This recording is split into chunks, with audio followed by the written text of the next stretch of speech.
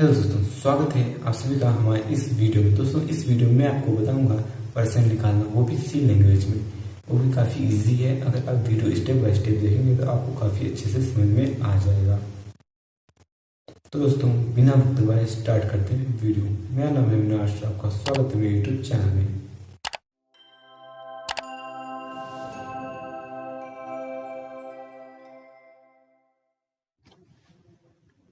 तो दोस्तों, उसके लिए सबसे पहले आपको डाउनलोड करना होगा टर्बो C++, जिसका लिंक मैंने आपको डिस्क्रिप्शन बॉक्स में दिया हुआ है। वहां से डाउनलोड कीजिए, देन इंस्टॉल कर लीजिए अपने पीसी में। अगर आप स्मार्टफोन में भी यूज़ करना चाहते हैं तो उसका लिंक भी मैंने आपको डिस्क्रिप्शन बॉक्स में दिया हुआ है। वहां से आप डायरेक्टली प्ले स्टोर में जाके इंस्टॉल कर सकते हैं। चलिए स्टार्ट करते हैं वीडियो। तो दोस्तों, उसके लिए सबसे पहले अब इंस्टॉल करने के बाद आप इसको ओपन कर लीजिए। देखिए, मैं ओपन कर रहा हूँ।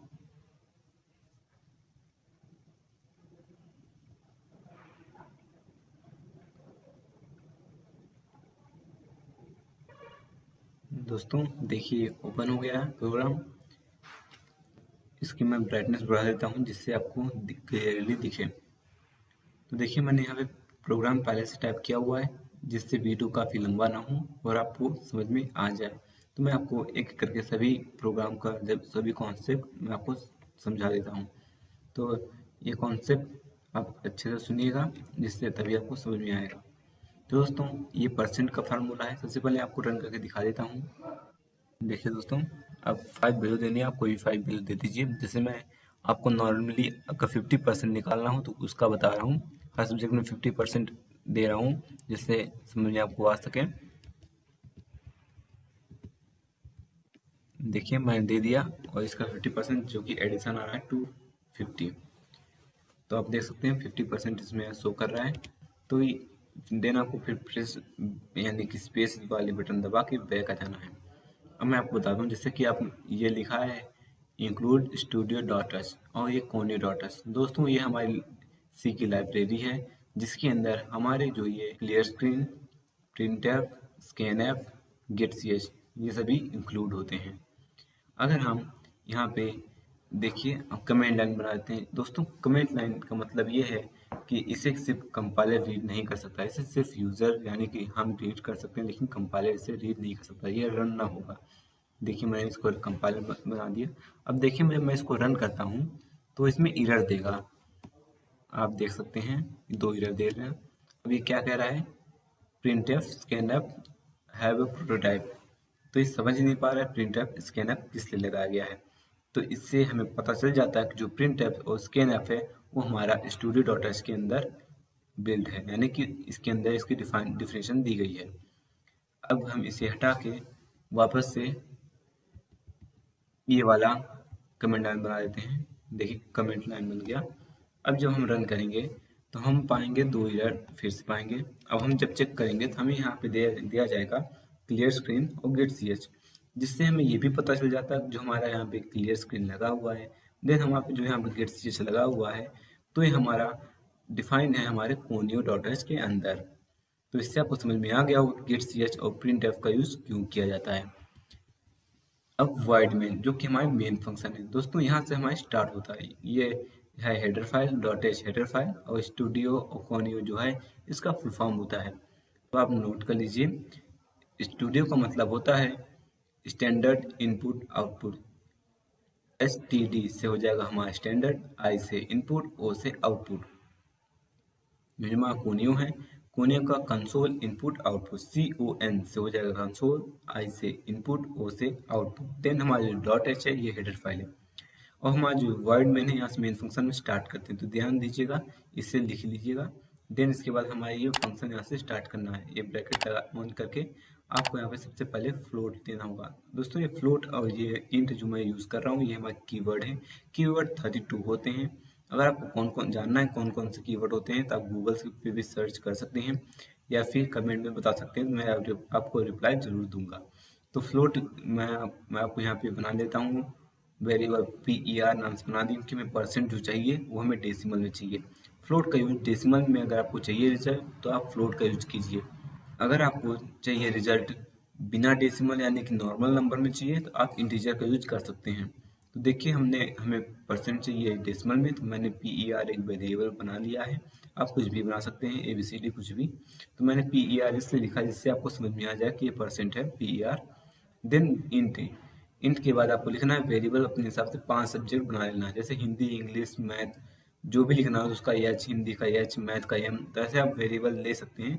मैं नॉर्मली ABCDE लिख दिया हूँ, और एक टोटल वेरिएबल बना लेना है।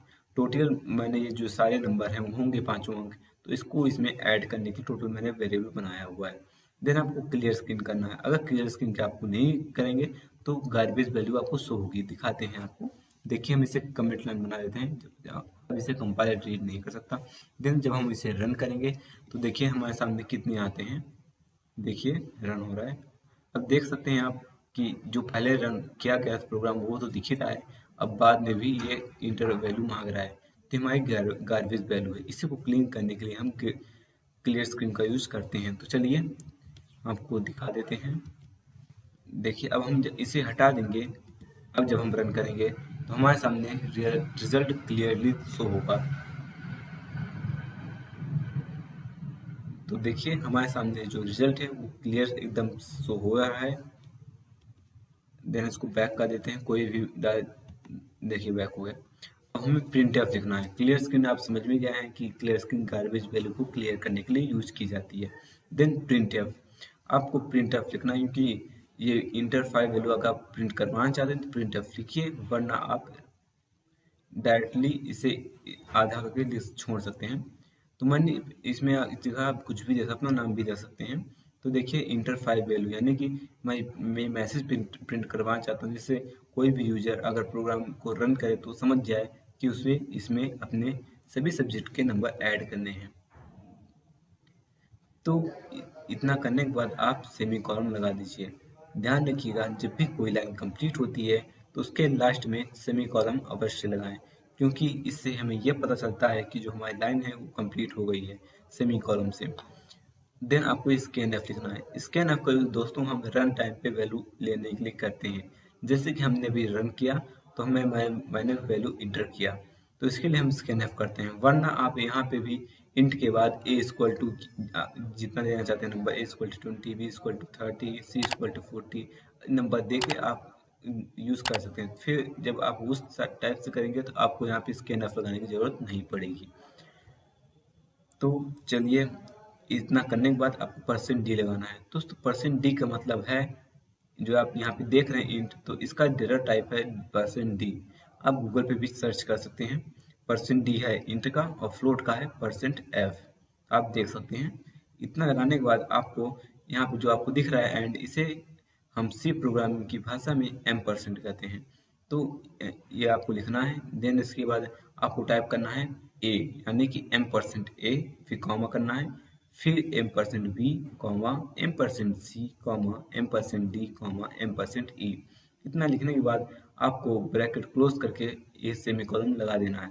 सेमी कॉलम का यूज कैसे क्यों किया जाता है वो तो आपको पता चले गया होगा।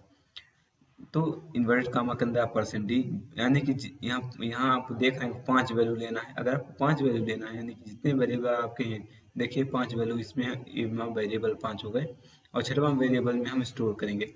तो ये जो हमारे 5 वेरिएबल है, तो यहाँ पे हमने 5% डी का यूज़ किया है। तो ध्यान रखिएगा, आप यहाँ पे अगर आपके पास जितने वेरिएबल होंगे उतने आप परसेंट डी का यूज़ आपको करना होगा।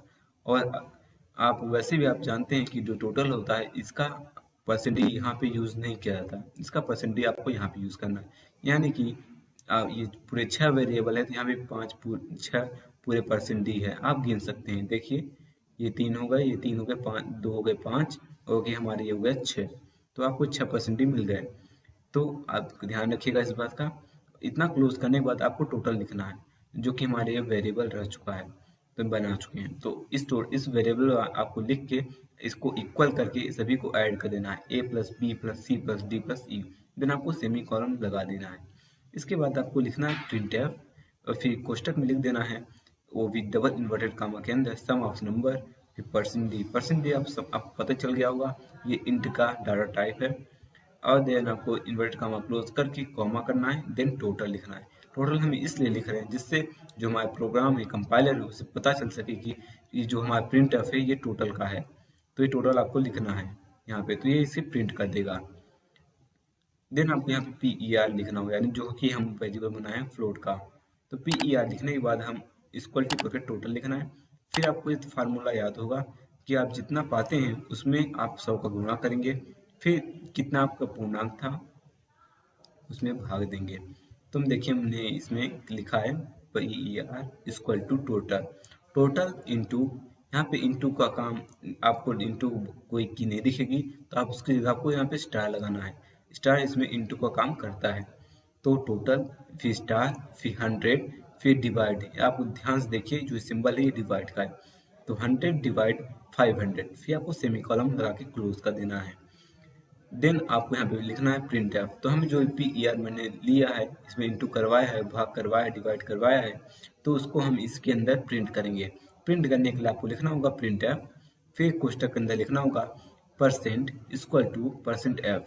तो परसेंट एफ का आपको मैंने बताया है कि फ्लोट का ये डाटा टाइप है। आप इतना लिखने के बाद आपको अगर आपको क्लियर चाहिए तो आपको यहाँ पे न्यू लाइन ले लेना है, जिससे आपको जो आंसर आएगा वो लाइन बाय लाइन आंसर आएगा।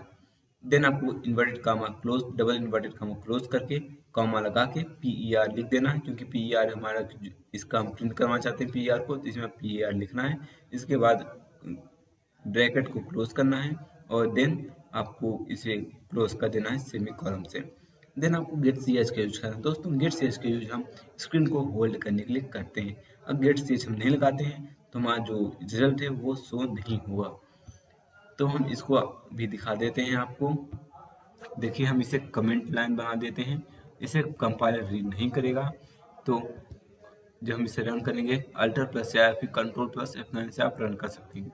अगर आप स्मार्टफोन में रन करेंगे उसमें ऑलरेडी रन का बटन दिया हुआ होता है। देखिए मैंने रन कर दिया। अब जब मैंने यहाँ पे वैल्यू इंटर कर रहा हूँ, देखिए दोस्तों अब ये हमें रिजल्ट नहीं बताया और डायरेक्टली बैक हो गया। कोई यानी कि रिजल्ट बताता है वो भी नैनो सेकंड के लिए। नैनो सेकंड मतलब कि हल्का सा दिखेगा, इसके बाद गायब हो जाता है। तो इसीलिए हम गेट CH का यूज करते हैं, जिससे हमारी स्क्रीन होल्ड होती है यानी कि रुक जाती है और ये हम रीड कर सकते हैं अपने आंसर को। तो देखिए हमने यहाँ कर दिया, इसे कमेंट लाइन से हटा दिया। देन अब हमारा रेडी है प्रोग्राम। इतना लिखने के बाद आप ध्यान दीजिएगा, अगर आप यहाँ से फंक्शन चालू किए हुए हैं तो इस फंक्शन को यहाँ से चालू करने के बाद यहाँ से बंद जरूर कीजिएगा। जो हमने बंद कर दिया, देन जब हम अब रन करेंगे अल्टर प्लस R से आप रन कर सकते हैं, फिर कंट्रोल प्लस F9 से भी रन कर सकते हैं। तो उससे पहले हमें कंपाइल करना है, तो कंट्रोल प्लस C से हम कंपाइल कर लेते हैं। देखिए हमारे पास कोई एरर नहीं है और कोई वार्निंग नहीं है। तो देन आपको आप कंट्रोल प्लस F9 या फिर अल्टर प्लस R से रन करना है। देखिए मैंने रन कर दिया। अब इंटर 5 वैल्यू में करना है आपको, जो भी आप जितना जिस सब्जेक्ट में जितना पाए हैं उतना लिख दीजिए। जैसे मैं 50 लिख देता हूँ, 45 लिख देता हूँ, 55 लिख देता हूँ, 55 लिख देता हूँ, 55 लिख देता हूँ। इसका देखिए आ गया परसेंट 49। आप समझ सकते हैं जो कि हमारा जो सम ऑफ नंबर थे यानी कि जो हमारा एडिशन था सभी सब्जेक्ट को जोड़ के वो 249 आ रहा है। जो हमारा परसेंट बन रहा है इस अंक का, इसका 49% बन रहा है। आप कैलकुलेटर लेके चेक कर सकते हैं, इसमें कोई एरर नहीं है। तो दोस्तों आप इसी तरह से आप प्रोग्रामिंग कर सकते हैं। दोस्तों मैंने इस वीडियो में आपको बताया कैसे आप सी लैंग्वेज में परसेंट निकाल सकते हैं। अगर आपको वीडियो अच्छी लगी हो तो वीडियो को लाइक कीजिएगा और हमारे चैनल को सब्सक्राइब कीजिएगा और साथ में बेल आइकन को जरूर ऑन कीजिएगा, जिससे जब भी मैं वीडियो अपलोड करूं तो सबसे पहले नोटिफिकेशन आप तक पहुंच जाए। तो मिलते हैं नेक्स्ट ट्रिक एंड टिप्स।